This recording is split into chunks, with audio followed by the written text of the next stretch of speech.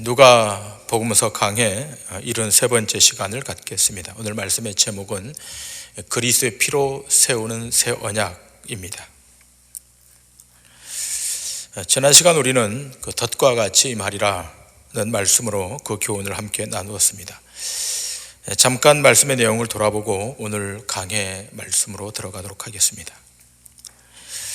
세상의 모든 사물의 이치는 그 피조물의 의지와 계획으로 운영되고 경영되는 것이 아니라 창조주의 뜻과 그 법칙을 따라 진행된다고 말씀을 드렸습니다. 지난주 보았던 30절의 말씀에 주님이 무엇을 비유하고 있습니까? 본문 30절에 이렇게 기록되어 있습니다. 싹이 나면 너희가 보고 여름이 가까운 줄을 자연히 아나니. 봄이 되어 싹이 나면 그 다음은 여름이 가까운 줄을 당연히 알게 된다는 것입니다.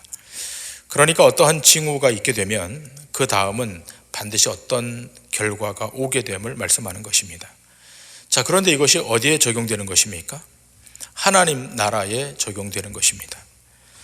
나무에 싹이 나면 여름이 가까운 줄을 자연히 아는 것처럼 그 세상의 불가사의한 일들, 곧 난리와 난리의 소문들, 또 지진과 기근들, 또 자연의 질서가 깨어지고 예측하지 못했던 일들이 도처에서 일어날 때, 그때가 되면 하나님의 나라의 완성이 가까웠음을 인지하라는 것입니다. 자, 그런데 그 하나님의 나라가 완성되는데 그 단계가 무엇입니까? 그 첫 번째는 예수님의 십자가의 죽으심입니다. 하나님의 자기 백성을 죄에서 꺼내시는 대속의 사역입니다. 이것을 소위 구속 사역이라고 말합니다. 그 다음은 무엇입니까? 죽으심으로 끝나지 않으시고 다시 사시는 부활의 사역입니다. 예수님은 사망의 권세를 깨뜨리시고 죽은 지 사흘 만에 무덤의 문을 여시고 다시 살아나셨습니다. 사단이 더 이상 사망과 죽음을 주관하지 못하도록 예수님이 무덤에서 일어나심으로 그의 백성에게 영원한 생명을 제시하신 것입니다. 자, 이제 세 번째 단계가 있습니다. 그것은 승천입니다. 하늘로 올리우심입니다. 구약의 에녹이 병거 타고 하늘로 올리움을 받은 것처럼 우리 주님도 하늘의 영광 중에 그의 천사들의 호의를 받으며 올라가셨습니다. 일단의 성도들과 예수님의 제자들이 보는 가운데 올라가신 것입니다.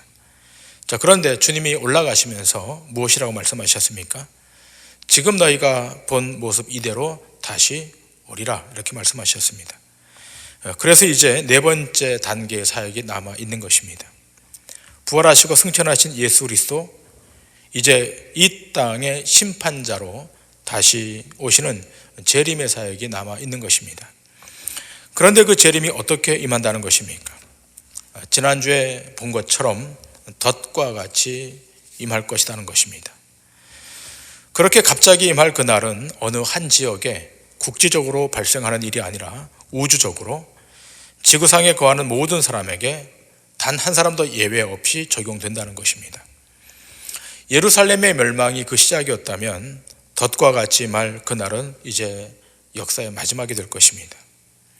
역사의 알파로 오신 예수님이 이제 덫과 같이 호련히 오실 때에는 역사의 종결자로, 역사의 오메가로 오셔서 세상을 닫으실 것이라는 겁니다. 그래서 지난 시간 말씀드린 것처럼 이 종말의 시대에 어떻게 살라고 성경은 권고하고 있습니까? 누가복음 21장 36절에 이렇게 권고하고 있습니다. 이러므로 너희는 장차 올 이 모든 일을 능히 피하고 인자 앞에 서도록 항상 기도하며 깨어 있으라 하시니라. 항상 기도하며 깨어 있으라. 자, 이렇게 기도하며 깨어 있으라 이렇게 말씀하시면서 그 다음 주시는 말씀이 오늘 본문의 말씀 누가복음 22장의 말씀입니다. 그러니까 지금 여러분과 저는 어느 시기를 살아가고 있는 것입니까? 예수님의 부활 승천 이후 다시 오실 재림의 시기, 그 한정된 시기 안에 지금 살아가고 있는 것입니다. 그런데 이 임박한 시기를 살아가는 우리에게 오늘 본문이 제시하는 내용은 무엇입니까? 그 내용의 핵심은 예수님이 이 땅에 재림하시기 전 궁극적으로 완성하셔야 할 일, 그 미션에 관한 것입니다. 여기에 대해서 우리는 요한복음 4장의 말씀을 꼭 주목할 필요가 있습니다. 요한복음 4장에 보시면 예수님께서 사마리아로 가셔서 한 우물가에 앉으십니다. 같이 동행했던 제자들은 먹을 것을 구하러 마을로 들어갑니다. 그때 한 여인이 물을 길러 오게 됩니다. 그때 예수님께서 이 여인에게 말을 건네지 않습니까? 그러면서 꺼내는 메시지가 무엇입니까? 영생에 관한 것입니다.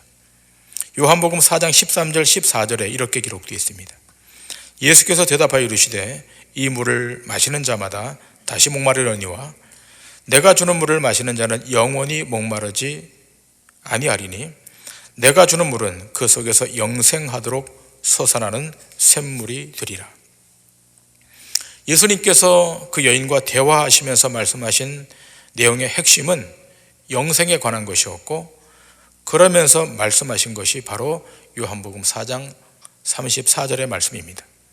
예수께서 이르시되 나의 양식은 나를 보내신 이의 뜻을 행하며 그의 일을 온전히 이루는 이것이니라. 나를 보내신 이의 뜻을 행하며 그의 일을 온전히 이루는 일, 이것이 재림을 앞두고 이 땅에서 완성해야 할 일이었습니다. 우리가 지난주에도 보았습니다만 천지가 없어지기 전에 율법의 1.1획이라도 없어지지 않고 다 이루어질 것이라고 하는 우리 주님의 말씀을 확인했습니다. 뿐만 아니라 예수님께서 직접 하신 말씀도 천지가 없어지기 전에 다 이루신다라고 말씀하셨습니다. 자, 그렇다면 그것을 이루게 하는 하나님의 신적인 수단은 무엇인가 하는 것입니다. 그것을 이루시는 데 있어서 도대체 무엇을 통해서 그것을 이루시는가 하는 것입니다. 그 내용이 오늘 본문에 기록되어 있고 그 내용의 교훈을 오늘 확인하려고 합니다. 자, 우선 누가복음 21장 37절과 38절의 말씀을 봅니다. 예수께서 낮에는 성전에서 가르치시고 밤에는 나가 감람원이라 하는 산에서 쉬시니 모든 백성이 그 말씀을 들으려고 이른 아침에 성전에 나아가더라. 예수님께서 예루살렘에 입성하셔서 낮이면 성전에서 가르치시고 밤이면 감람원이라는 산에서 쉬셨습니다. 많은 사람들이 예수님의 말씀을 듣기 위해서 이른 아침에 성전에 나아간 것입니다. 갈릴리에서부터 주목받은 예수님이 드디어 예루살렘에서 말씀을 증거하시니까 많은 사람들이 몰려든 것입니다. 자, 이런 모습을 보고서 대제사장들과 서기관들이 예수님을 해치려고, 죽이려고 모의합니다. 누가복음 22장 오늘 본문 1절과 2절입니다. 유월절이라 하는 무교절이 다가오매 대제사장들과 서기관들이 예수를 무슨 방도로 죽일까 궁리하니 이는 그들이 백성을 두려워함이더라. 대제사장들과 서기관들이 악한 구실을 만들어 예수를 죽이려고 합니다. 그러나 이들의 고민은 무엇입니까? 백성들이 예수님을 절대적으로 지지하고 따르고 있었다는 것입니다. 그렇다고 이 상황을 그대로 방치하면 자기들의 기득권을 송두리째 빼앗길 것으로 염려했던 것입니다. 대제사장들과 바리새인들은 자신들이 먹고 사는 근거가 되는 이 성전을 파괴해버리려고 하는 예수님을 가만히 둘 수가 없었던 것입니다. 그렇게 해서 예수님을 잡아 죽이려고 방책을 세우는데 그 계획이 유월절을 지나고 나서 처치하려고 했던 계획입니다. 여기에 대해서 마태복음 기자는 마태복음 26장에서 이렇게 말하고 있습니다. 마태복음 26장 3절부터 5절까지입니다. 그때 대제사장들과 백성의 장로들이 가야바라 하는 대제사장의 관정에 모여 예수를 흉계로 잡아 죽이려고 의논하되 말하기를 밀란이 날까 하노니 명제는 하지 말자 하더라. 자, 그러나 바로 이때 예수님의 12제자 중에 한 사람인 가룟 유다에게 사단이 들어갑니다. 오늘 본문 3절부터 6절에 이렇게 기록되어 있습니다. 12 중에 하나인 가룟딘이라 부르는 유다에게 사탄이 들어가니 이에 유다가 대제사장들과 성전 경비대장들에게 가서 예수를 넘겨줄 방도를 의논하며 그들이 기뻐하여 돈을 주기로 언약하는지라. 유다가 허락하고 예수를 무리가 없을 때 넘겨줄 기회를 찾더라. 사탄이 가룟 유다에게 들어갔습니다. 그러자 대제사장들과 군관들에게 예수를 넘겨줄 방책을 의논합니다. 그리고 돈을 주기로 계약을 맺습니다. 자, 이 본문에 예수님을 팔아넘기고 예수님을 죽이는 일에 누가 기뻐한다고 되어 있습니까? 그토록 하나님을 잘 섬긴다고 하는 대제사장들과 서기관들입니다. 여기에서 성경은 무엇을 우리에게 증거하고 있는 것입니까? 자기를 지으신 하나님을 팔아 넘기면서도 기뻐하는 것이 죄로 인해 타락한 인간임을 성경은 고발하고 있는 것입니다. 자, 이제 가룟 유다가 예수님을 넘겨주기 위해서 무리가 없을 때를 기다립니다. 그리고 그때가 도래합니다. 오늘 보면 7절에 이렇게 기록되어 있습니다. 유월절 양을 잡을 무교절 날이 이른지라. 유월절 양을 잡을 무교절 날이 이른 것입니다. 이 유월절과 무교절에 대해서는 제가 출애굽기 강의를 하면서 몇 번 말씀을 드렸습니다만 오늘 처음 듣는 분도 있기 때문에 다시 말씀을 드리겠습니다. 이스라엘 백성들에게는 3대 절기가 있지 않습니까? 유월절, 칠칠절, 초막절입니다. 그 중에 최고의 절기가 유월절입니다. 이스라엘의 모든 절기의 기준은 이 유월절에서 시작되고 유월절 이후 일주일을 7번 지난 다음 지키는 칠칠절, 그리고 그 다음 광야로 나가 장막을 치고 7일간 광야 생활을 하면서 보내는 초막절, 수장절이 있습니다. 그러니까 이스라엘의 절기는 이 유월절을 기준으로 해서 칠칠절과 초막절이 있는 것입니다. 그러면 유월절은 언제부터 지켰는가? 이스라엘 백성들이 애굽에서 430년 동안 종살이 하다가 해방되던 그 해부터 유월절을 지킨 것입니다. 자, 그러면 예수님 당시로 계산하면 무려 1400년을 그 전통으로 지켜온 것입니다. 이 절기가 왜 중요한가 하면 이스라엘 백성들의 정체성을 보여주는 가장 중요한 메시지가 이 유월절에 들어있기 때문입니다. 이스라엘 백성의 존립 근거가 바로 이 유월절에 놓여 있는 것입니다. 이스라엘 백성들이 애굽에서 나올 때 애굽의 바로가 쉽게 그들을 내주지 않습니다. 애굽 사람들이 400년을 넘게 부려먹었던 종들이고 또 그들에게는 또 재산이자 자산인데 쉽게 내어놓을 수가 있겠습니까? 그래서 거기 10가지 재앙이 임합니다. 그런데 거부하면 거부할수록 재앙은 더 심각해져 가는 것입니다. 그리고 마지막 10번째 재앙이 어떤 재앙입니까? 죽음의 재앙입니다. 이 재앙은 사람의 장자만이 아니라 짐승의 처음 태어난 수컷도 다 죽임을 당하는 엄청난 재앙입니다. 자, 그런데 이 재앙에서 살아남을 수 있는 유일한 길을 알려주지 않습니까? 그것은 1년 된 수컷 중에서 흠없는 어린 양을 취하여 잡으라는 것입니다. 그 피는 문 인방과 문설주에 바르고 그 고기는 불에 구워서 먹으라는 것입니다. 먹을 때는 신발을 신고 띠를 띠고 지팡이를 잡은 채 급히 먹으라고 말씀합니다. 그날 밤에 애굽에서 탈출해야 했기 때문입니다.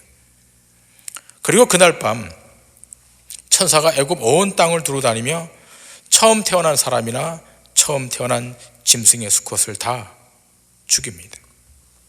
그런데 어린 양의 피가 발라진 집은 천사가 그냥 넘어갑니다. 한자로 유월한다는 거고 영어로는 넘어간다 그래서 패스오버입니다. 그러니까 이스라엘이라는 국가는 유월절이 그 출발점이 되는 것입니다. 어린 양의 피로 시작되는 나라가 이스라엘입니다. 그러므로 이스라엘이 이스라엘을 다우려면 이 어린 양의 피의 능력 안에 머물러 있어야만 하는 것입니다.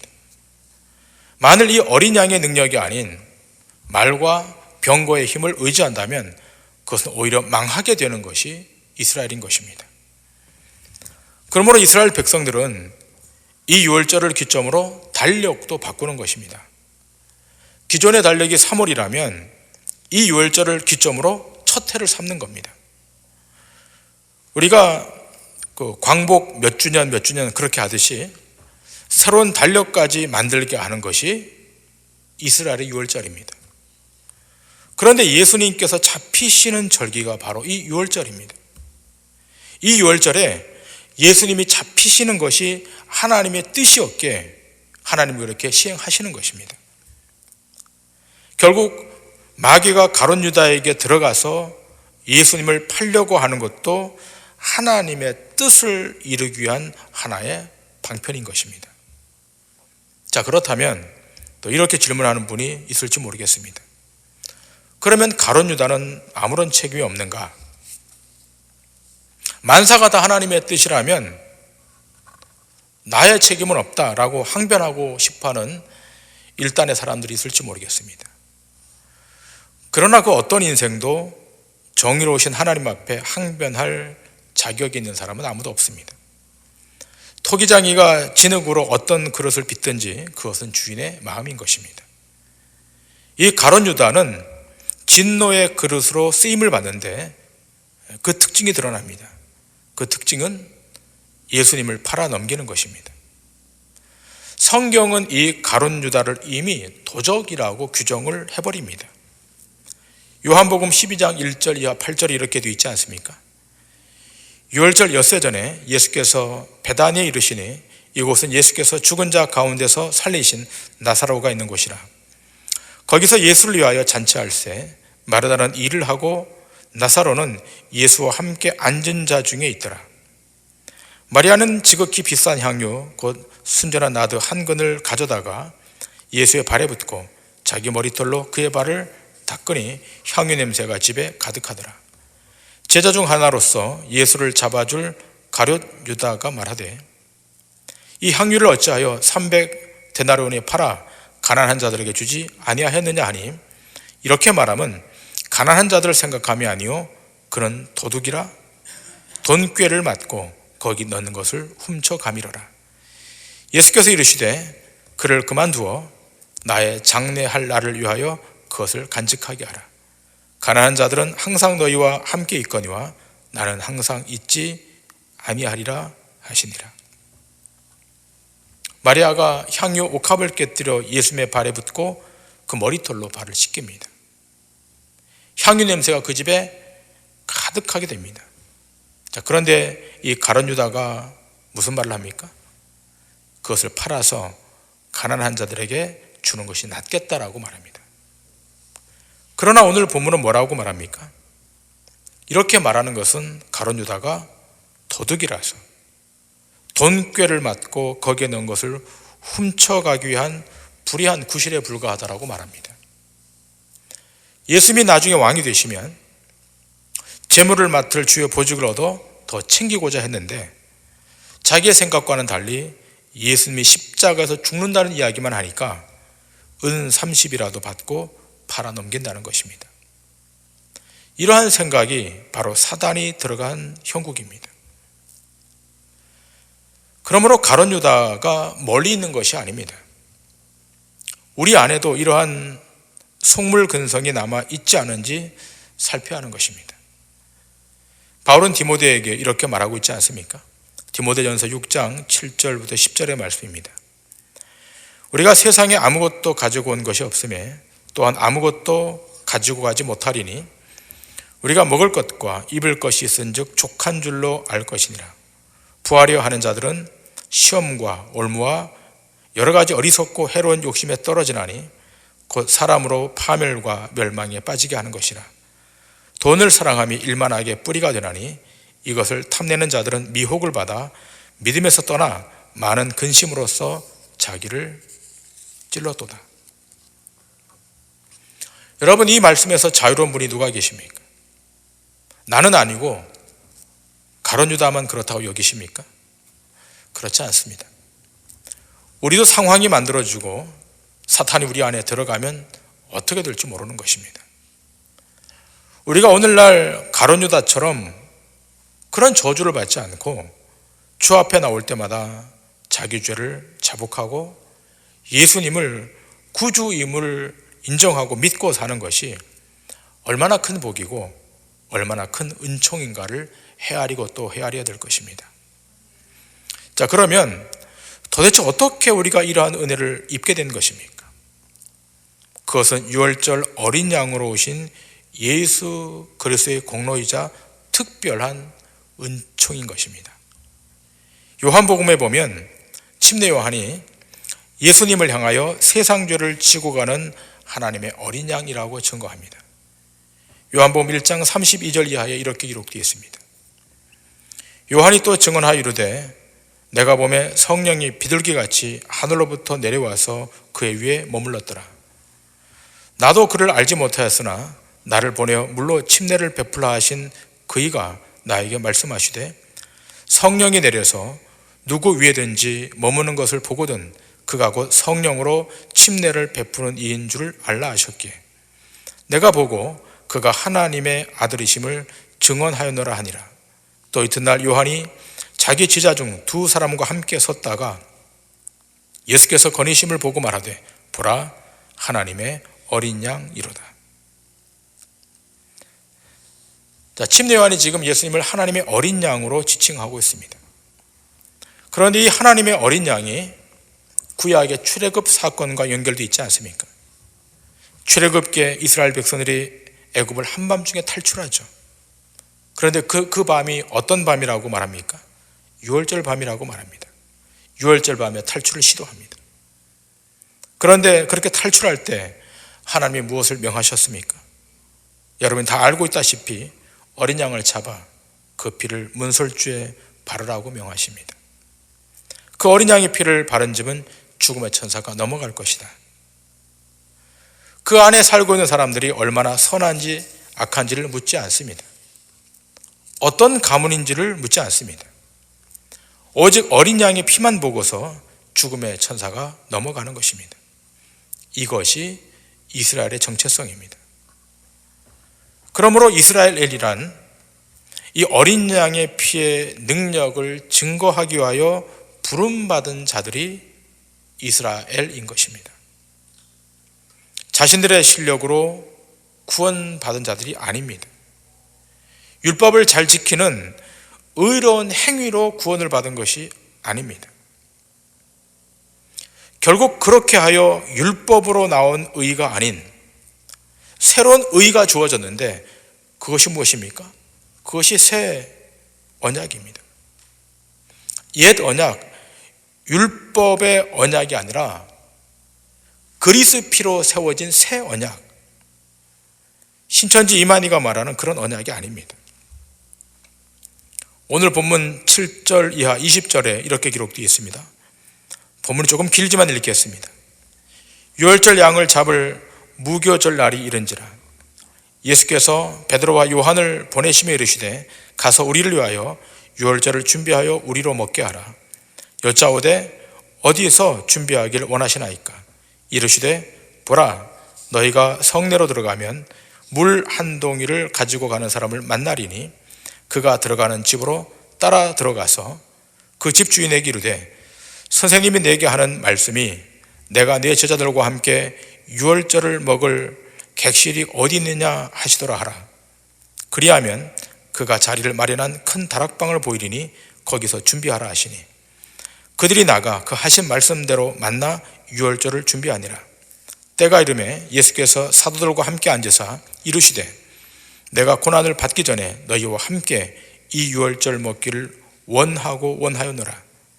내가 너희에게 이르노니 이 유월절이 하나님의 나라에서 이루기까지 다시 먹지 아니하리라 하시고 이에 잔을 받으사 감사기도 하시고 이르시되 이것을 갖다가 너희끼리 나누라.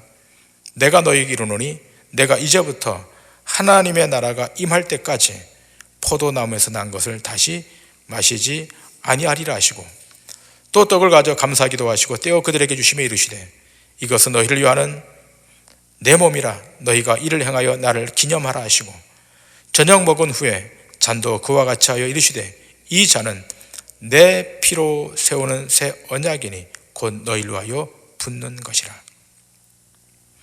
본문 7절에 유월절 양을 잡을 무교절이 가까이 왔다고 말씀하고 있습니다. 그러니까 유월절과 무교절이 함께 등장합니다. 기억하시겠습니다만 이스라엘 백성들은 유월절에 급히 빠져나오느라고 발효되지 않은 밀가루떡을 만들어 먹었던 것입니다. 발효가 되지 않았기에 누룩 없는 떡이기에 그래서 무교절인 것입니다. 이들은 일주일간 누룩 없는 떡을 먹었습니다. 자, 그런데 이 유월절이 오늘 본문으로 와서 어디에 적용되는 것입니까? 십자가를 지시기 전 예수님의 최후의 만찬에 이것이 적용되는 겁니다. 여기서 기념되는 거예요. 본문 14절과 15절을 다시 보십니다. 때가 이르매 예수께서 사도들과 함께 앉으사 이르시되 내가 고난을 받기 전에 너희와 함께 이 유월절 먹기를 원하였노라. 만찬을 행할 때 예수님께서 이 유월절 먹기를 원했다라고 말합니다. 아마도 제자들은 예수님의 3년간의 공생의 사역 동안 몇 번의 유월절을 지냈을 것입니다. 그런데 지금 지내는 이 유월절은 더 이상 땅에서는 지낼 수 없는 마지막 유월절이라고 말합니다. 그래서 이 유월절을 최후의 만찬이라고 하는 것입니다. 이 유월절을 끝으로 다시는 제자들과 함께 먹지 못할 것이라고 말씀합니다. 왜 그렇습니까? 예수님께서 이제 곧 죽으시고 부활 승천하시기 때문에 그런 것입니다. 그러나 이것이 끝입니까? 그렇지 않습니다. 오늘 본문 16절에 뭐라고 기록되어 있습니까? 내가 너희에게 이르노니 이 유월절이 하나님의 나라에서 이루기까지 다시 먹지 아니하리라 하시고, 이 유월절 곧 하나님의 백성을 애굽에서 다 빼어내기까지는 종결되지 아니할 것이라는 겁니다. 하나님 나라에서 온전히 이루기까지 중단하지 않겠다는 겁니다. 그러니까 예수님의 십자가와 부활 승천 그리고 재림은 땅에서의 유월절의 완성이 아니라 하늘에서의 완성인 것입니다. 출애굽기 6장 5절 이하에 이렇게 기록되어 있지 않습니까? 이제 애굽 사람이 종으로 삼은 이스라엘 자손의 신음소리를 내가 듣고 나의 언약을 기억하노라. 그러므로 이스라엘 자손에게 말하기를 나는 여호와라. 내가 애굽 사람의 무거운 짐 밑에서 너희를 빼내며 그들의 노역에서 너희를 건지며 편팔과 여러 큰 심판들로서 너희를 속량하여 너희를 내 백성으로 삼고 나는 너희의 하나님이 되리니 나는 애굽 사람의 무거운 짐 밑에서 너희를 빼낸 너희의 하나님 여호와인 줄 너희가 알지라. 새 언약의 일이 무엇입니까? 애굽의 무거운 짐 밑에서 꺼내버리고 고역에서 건져주시고 큰 재앙으로부터 구속하셔서 그 백성을 자기 백성으로 삼으시는 것입니다. 근데 이 일을 어떻게 하시겠다고요? 예수님께서 자기의 피를 쏟으셔서 그 언약을 완성하시겠다는 겁니다. 예수님이 직접 하시겠다는 것입니다. 그런데 한국의 이단들은 누가 그것을 이룬다고 말합니까? 교주들이 그것을 이룬다고 말합니다. 그것은 무지한 겁니다. 무식한 겁니다. 유월절의 완성은 예수 그리스도 자신이 새 언약으로 하시겠다는 것입니다. 그 새 언약은 인간의 도움이나 인간의 능력이 단 0.1%도 가미되지 않은 하나님 자신의 실력으로 하나님의 자기 백성에게 부어주시는 주권적인 은총으로 하시겠다는 것입니다. 그 은혜를 우리가 어제도 받았고 오늘도 받고 있고 내일도 받게 되는 것입니다. 이 땅의 그 어떤 피조물도 그게 개인이든 국가든 이데올로기든 그 어떤 것으로 되는 것이 아니라 우리의 구원자 되시는 예수 그리스도, 그분이 자신의 피로 유월절 언약을 이루시고 이 땅에 하나님의 백성을 자기 능력으로 구원내시는 방식으로 하시겠다는 것입니다. 우리가 그 언약 앞에 있는 겁니다. 그 언약은 피조물에게 던져주는 것이 아니라 그리스도가 십자가에서 피를 흘려서 그 피로 세워진 그 언약으로 하시겠다는 것입니다. 이 놀라운 은총에 기반한 이 새 언약이 우리 삶 한가운데 놓여 있고, 이로 말미암아 우리는 절대로 세상 앞에, 어둠 앞에 실패하지 않을 것이고, 우리 앞에는 사망이 아니라 생명이 와 있음을 자각하시고, 조금 더 두려워하지 마시고, 조금 더 염려하지 마시고, 오늘 또 강력하게 부어주시는 그의 은총과 능력으로 세상 앞에 다 승리하는 믿음의 권속들 되시기를 주님의 이름으로 간절히 축원합니다.